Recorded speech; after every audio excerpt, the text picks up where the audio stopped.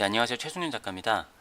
오늘은 사실은 다른 이야기를 하려고 했었는데 제가 유튜브 영상을 보면서 어떤 요즘에 제가 자주 보는 정비사분의 방송을 봤어요. 정비사분의 방송인데 그 영상 제목에 보신 분이 있을지 모르겠는데 정비사가 되려고 하면은 뜯어 말리고 싶다고 이런 영상이었는데 흥미롭게 되게 봤고 마지막에 그런 말씀을 하시더라고요.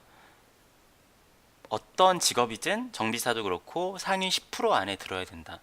그 얘기를 보고 나서 이 영상을 한번 찍어봐야겠다라고 생각을 했어요. 뭐 그렇죠. 어떤 직업을 하든 사업을 하든 요즘에 살아남으려면은 상위 10%가 되어야지 어떻게 보면은 뭐 잘하고 있다라고 볼 수 있을 거예요. 그렇다면은 작가들은 어떻게 해야 될까요? 작가는 제가 봤을 때 상위 한 0.1% 정도 돼야 살아남을 수 있을 것 같아요. 물론 이 0.1%라는 수치가 어, 전국의 회학과 졸업생, 순수미술과 졸업생 중인지 아니면은 뭐 현역으로 그 뛰고 있는 작가들 중인지는 뭐 이거는 사람들마다 기준에 따라 다르겠지만 그냥 저는 모든 미대를 졸업한 사람들, 그러니까 이 순수 미술과죠. 순수 미술과를 졸업한 사람들 중에 0.1%가 되어야 작가로 살아남을 수 있지 않을까라는 생각이 들어요. 네, 물론 여기서 살아남는다라는 기준도 다 다를 거예요. 워낙에 미술 하시는 분들 생각이 다 다르기 때문에 제가 이야기하는 기준은 미술로 먹고 사는 기준을 이야기를 하는 거예요. 거기서 뭐 강의를 나간다라든가 아니면은 미술 관련 교육을 한다라든가 그런 거 말고 순수하게 자기의 직업으로 먹고 살 수 있으려면은 상위 0.1%가 되어야 되지 않을까 싶어요. 물론 제가 항상 말씀드리는 거지만 작품을 사고 팔거나 아니면 그걸로 인한 돈으로 꼭 작업을 하는 게 옳다라고 하는 이야기가 아니에요. 모든 작가들이 다 그렇게 할 수는 없고 다른 일로 돈을 해서 직업을 벌어야 될 수는 있겠지만 그냥 일반적인 기준 내에서 우리가 어떠한 직업에 이 사람이 취미가 아니라 프로라고 한다라고 하면은 그걸로 이제 돈을 버는 사람들을 기준으로 하잖아요. 그렇게 돼서 아무튼 순수하게 자기 작품으로 먹고 사는 사람이 되려면은 상위 0.1%가 돼야 되는 것 같습니다. 제가 주변에 물론 저도 비주류의 작가이기 때문에 아는 작가분들 기준으로 봤을 때 진짜 뭐 집에 도움받는 거를 빼고 그리고 다른 부수적인 교육이나 아니면 다른 것들의 수입을 빼고 순수하게 작업만으로 먹고 사는 정도. 그러니까 그냥 뭐 도시근로자 기준으로 한 순수하게 작업만으로 200 이상 버시는 분은 정말 정말 정말 드문 것 같아요. 다른 데서 지원을 받지 않고 하는 이상은. 물론 이거를 어느 정도 바운더리에 두느냐에 따라 다를 거예요. 되게 잘 나가는 작가분들을 모아놓고 보면은 와, 우리나라에 이렇게 돈 잘 버는 작가들이 많아? 이렇게 볼 수도 있겠지만 그냥 제 또래에서 위아래로 봐서 한 30대, 40대로 바운더리 봤을 때 저의 주변에 있는 작가분들 중에서 순수하게 작업만으로 생활이 가능하신 분들은 정말 정말 정말 정말 드뭅니다. 뭐 그렇지만 저는 작가는 추천할 만한 직업이라고 생각해요. 잘만 한다라고 하면은 작가만큼 좋은 직업도 드문 것 같아요.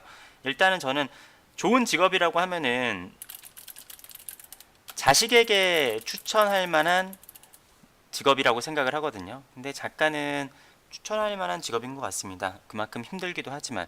자, 그렇다라고 하면은 작가가 되려면 어떠한 덕목들이 있을까라는 점을 한번 이야기를 해보도록 할게요. 덕목이라기보다는 작가를 하려면 필요한 요소라고 해야 되나? 뭐라고 좀 단어를 좀 정하기가 쉽지는 않네요. 자, 첫 번째, 엄청난 긍정적인 성격을 가져야 하는 것 같아요. 그리고 엄청난 자신감. 이거를 뭐 나누기에는 조금 나눌 수 없는 문제인 것 같아서 그냥 같이 썼어요. 왜냐하면은 저도 지금까지도 그런데 아직까지도 너무 불안해가지고 밤에 잠도 잘 못 자고, 이게 어떻게 봐도 정말로 어떻게 도대체 먹고 살아야 되지? 항상 막막하거든요. 그런데 진짜로 이러한 상태에서 내가 진짜 필요한 거는 자기 자신에 대한 정말 엄청난 자신감이 있지 않으면은 지속적으로 하기 쉽지 않은 것 같아요.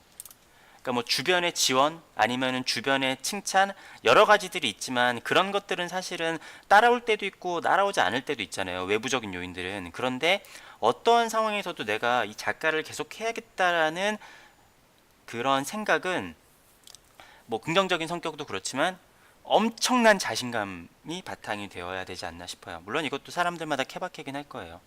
나는 내 작업에 엄청난 자신이 있고 그리고 그런 거에 대한 자기 자신을 설득할 수 있는 이거 맨날 왜 자동으로 생기나? 이거 없애는 방법 없나요? 이렇게 하면. 그리고 그것에 대해 자기 자신을 설득할 수 있는 확실한 근거도 있어야 돼요. 근데 물론 그것이 남들이 봤을 때는 확실하지 않아 보일 수도 있고 나도 나 자신을 속이는 것일 수도 있겠죠. 그렇지만 어떠한 것이 되었든 저 사람이 자신감이 있다라고 성공을 하는 건 아니에요. 약간 헛된 자신감이어서 잘 안 되는 경우도 있겠지만 하여튼 작가로 살아남기 위해서 일단은 뭐 저도 그렇고 뭐 부모님도 제가 전공을 했지만 한 푼도 못 벌고 있을 때 이제는 그만 놀고 뭔가 일을 해야 되지 않니? 이런 이야기를 하신 적도 있어요. 그러니까 집안에서도 이거를 직업이라고 인정을 받기도 되게 힘들어요. 일단은 내가 돈을 들여가지고 애를 성인으로까지 키워놨는데 일단은 돈 한 푼 못 벌어오고 사람들이 봤을 땐 그냥 노는 것처럼 아무것도 안 하는 것처럼 보이거든요. 그러한 가장 가까운 사람들로부터도 좀 무시를 당하고 많은 사람들에게 무시를 당하는 일이 많고 그리고 엄청나게 많은 실패를 겪을 거예요. 근데 물론 굉장히 일이 순탄하게 잘 풀리시는 분들도 있죠. 그런데 유명한 작가분이 했던 말이에요. 엄청나게 많은 실패를 겪을 거라고. 근데 그 작가님도 남들이 봤을 땐 굉장히 성공한 작가님인데 그런 사람도 실패를 엄청나게 겪은 거죠.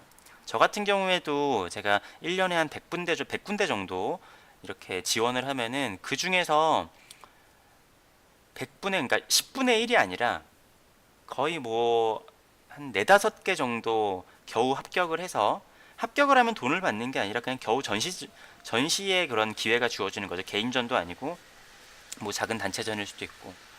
아무튼 낼 때마다 엄청난 실패를 경험하고 지금도 계속 실패들을 경험을 하고 있어요. 그런데 거기서 적당한 자신감이 아니라 나는 성공할 수밖에 없는 사람이고 나는 이 미술사에서 엄청난 거를 던져줄 수 있다. 물론 이제 그런 것이 뭐 역사적인 사건이 아니라 뭐 나는 뭐 잔잔한 사람들에게 감동을 줄 수 있다. 아니면은 뭐 소소한 재미를 줄 수 있다. 아무튼 뭐가 됐든 나의 목표에 대해서 엄청난 자신감이 있어야 돼요. 그리고 엄청 긍정적인 성격이 있어도 그게 공격받고 해서 우울해지는데 그럼에도 작업을 계속 지속적으로 할 수 있다는 건 엄청 긍정적인 성격인 거예요. 겉으로 봤을 때는 그래 보이지 않다고 하더라도 뭐 고우 같은 사람이 정신병에 걸리고 되게 피폐해졌다라고 하죠. 그렇지만 뭐 빨리 죽긴 했지만 그래도 몇 년 동안 작업을 계속 이어나갔잖아요. 그러면서 태호한테 지원도 받고 이런 게 그래도 어떻게 보면은 긍정적인 성격일 수도 있는 거예요. 비관적인 성격이었으면 그냥 바로 그냥 그만두고 다른 걸 했었을 수도 있겠죠. 그런데 암튼 엄청난 실패와 엄청난 무시와 모멸 그리고 제일 중요한 거는 내가 나이는 먹어가는데 돈이 하나도 없어요.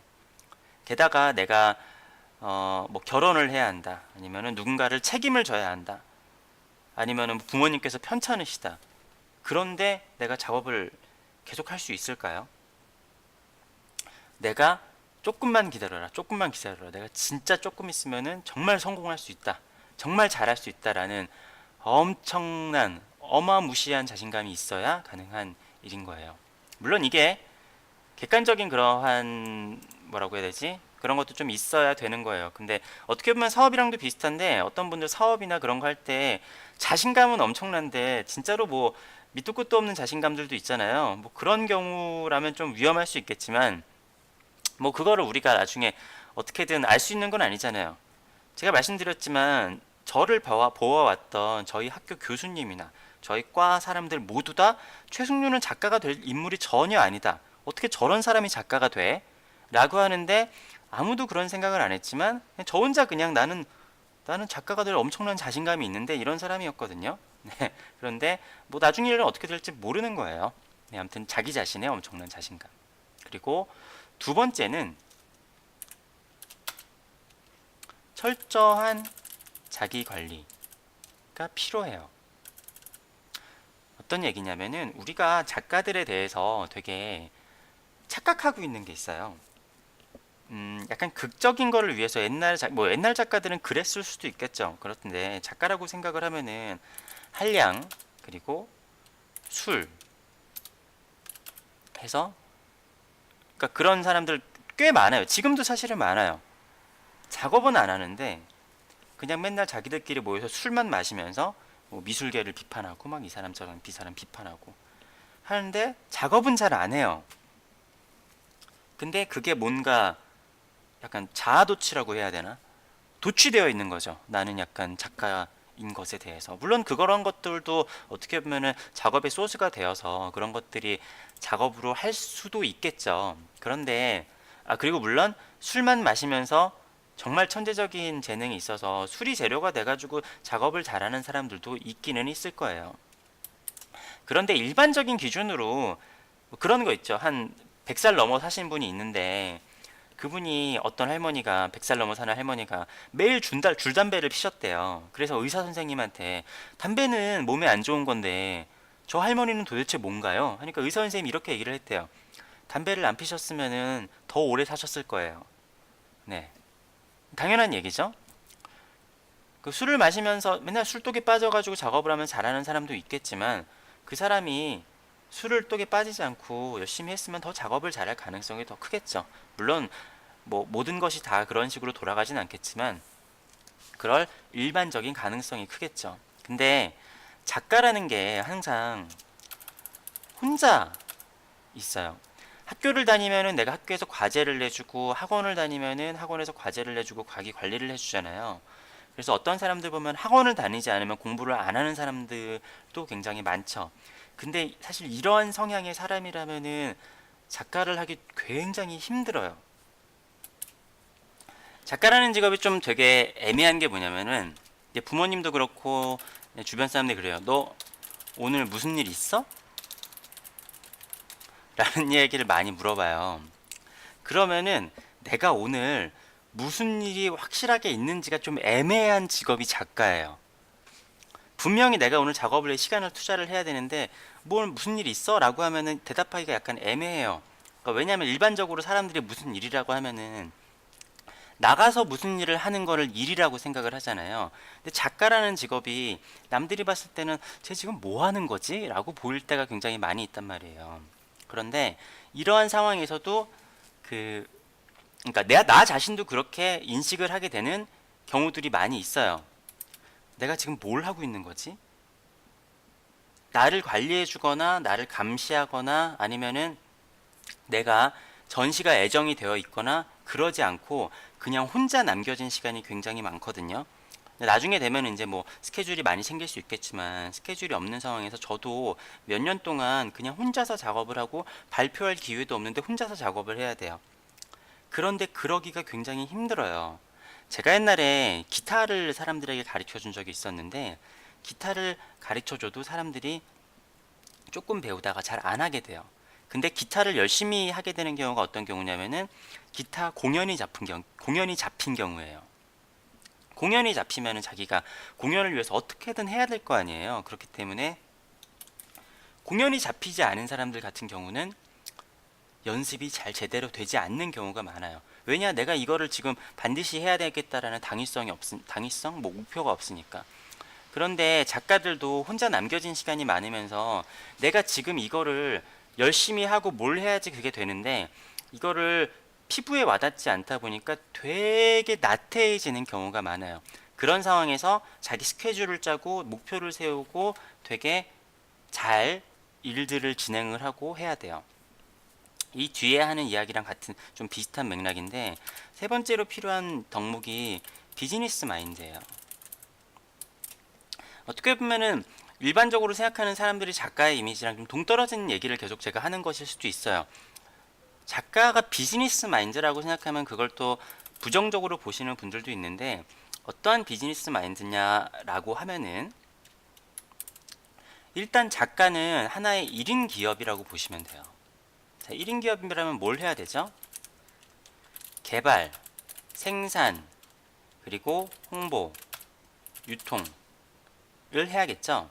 자, 그림을 그린다라는 것 자체, 그러니까 여기서 자기 마인드를 잘 잡고 해서 생산까지는 잘 하시는 분들도 꽤 있어요. 그런데 여기서 개발, 그러니까 뭐 기업도 여러 가지가 있겠죠. 똑같은 거를 계속 만들어내는 사람도 있지만, 신제품을 위한 개발비를 개발 연구에 계속 투자를 하는 기업들이 있잖아요. 근데 요즘에는 전부 다 개발 연구에 투자를 굉장히 많이 하죠. 나도 작업을 하면서 신작을 위해서 나의 머릿속을 채우고, 그리고 많은 것들을 연구하는 시간도 필요해요. 그리고 홍보와 유통. 물론 유통 자체는 갤러리나 아니면은 딜러, 이런 미술을 유통하시는 분들이 해주지만, 제가 얘기하는 홍보와 유통은 그러한 사람들이 볼 수 있게 홍보와 유통을 하는 거예요. 왜냐면은 내가 이 사람을 만나서 전시를 하고 뭔가를 하고 싶어요. 그런데 내가 이 사람의 자료를 찾고 뭔가를 해야 되고, 내가 갤러리스트인데 이 작가의 자료를 찾아볼 수 있어야 될 거 아니에요. 내가 외국에 있는 갤러리스트인데 최승윤이라는 작가가 있으면은 이 작가의 작품이 어떤지를 알아야 될 거 아니에요. 그렇다면은 뭐 홈페이지라든지 아니면은 SNS든지 뭐라도 최승윤을 검색을 했을 때 이 작가가 어떻게 활동을 하고 어떤 그림을 그리는지 정도는 보여줘야 될 거 아니에요. 그런데 그러한 체계를 안 잡아놓고 내가 작업실에서 그림만 그리고 있는데, 내가 무슨 학연지연이나 무언 연줄이 있지 않은 이상 누군가 작업실에 찾아와가지고 숨겨진 작품들을 찾아주는 게 아니에요. 간단히 생각을 하면 그렇잖아요. 내가 무슨 뭐 G마켓에 올려놔서 그림을 유통시키는 거는 할 수 없다고 하더라도, 최승윤 작가가 어떠한 그림을 그리는지, 아니면 최승윤 작가라는 사람이 존재한다라는 걸 알아야 일단 갤러리스트들이 저를 검색을 해볼 거 아니에요. 다시 말씀드리지만, 내가 학연, 혈연, 지연이라는 게 없으면은 어느 누가 내가 존재하는 줄을 알고 전시를 하거나 내 작품에라도 한 번을 클릭을 해보겠어요.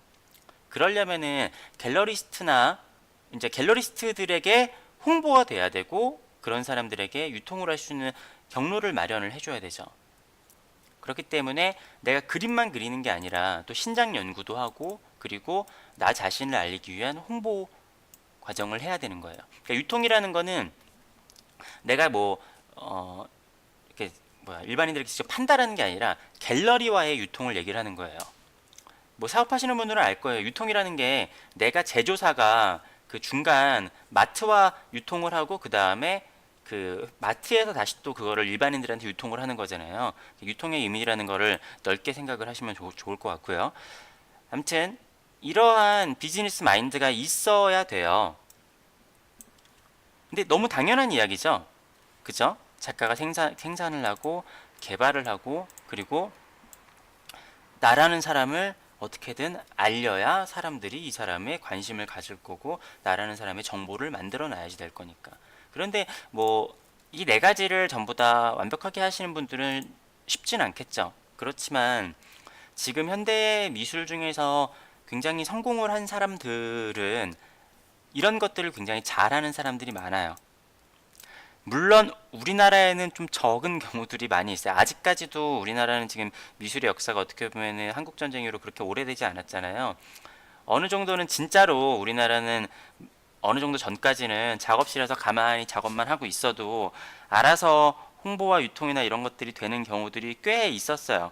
왜냐? 학연지연 혈연으로 엮여 있는 경우들이 많았기 때문에 그냥 가만히 작업만 해도 그런 경우, 아니 뭐 그런 경우 있었을 수도 있다라는 거죠. 그런데 현대에서는 거의 불가능한, 네, 일인 것 같아요.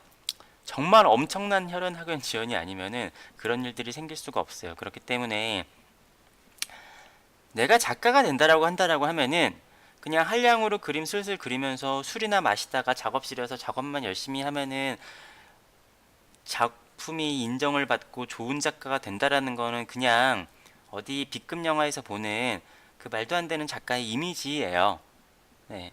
정말 철저한 자기 관리와 실패를 수없이 겪어도 그거를 이겨낼 수 있는 엄청나게 긍정적인 성격과 자신감, 그리고 자기 자신을 설득할 수 있는 확실한 근거. 나를 설득을 해야 돼요. 남들을 설득하기 이전에 나를 설득을 해야지 내가 이거를 계속할 수 있는 그러한 힘이 생길 수 있어요. 그리고 작가들은 한량이나 술이 아니라 내가 스스로 자기 관리를 해서 오늘은 이 작업을 하고 오늘은 이걸 하고 이걸 하고 이걸 하고 하는 거를 스케줄을 딱딱딱딱딱딱 맞춰서 그 일들을 진행을 해야 돼요. 그리고 비즈니스 마인드. 내가 그림을 그리고 신제품을 개발하고 그리고 나라는 사람이 있고 나는 이런 작업을 한다는 걸 홍보하고 유통시킬 수 있어야지만 작가로서 살아남을 수 있지 않을까 생각을 해요. 물론 제가 말하는 것들이 모든 작가들에게 다 통용이 되는 이야기는 아닐 거예요. 작가라는 거는 한 가지의 그런 방향으로 생각할 수 없는 직업이기 때문에 그렇지만 제가 봤을 때 그냥 일반적인 작품으로서 먹고 살 수 있고 그리고 뭐 계속 좋은 작업을 할 수 있는 뭐라고 해야 되나요? 이거 항상 이런 얘기 할 때마다 되게 조심스러워요. 아무튼 제가 생각했을 때 작가가 되려는 덕목이 이런 세 가지가 있지 않을까 생각을 합니다. 네, 앞으로도 최승윤 작가가 어떤 생각으로 작업들을 하는지를 궁금하신 분들은 구독과 좋아요를 눌러주시면 감사하겠습니다. 영상 봐주셔서 감사합니다.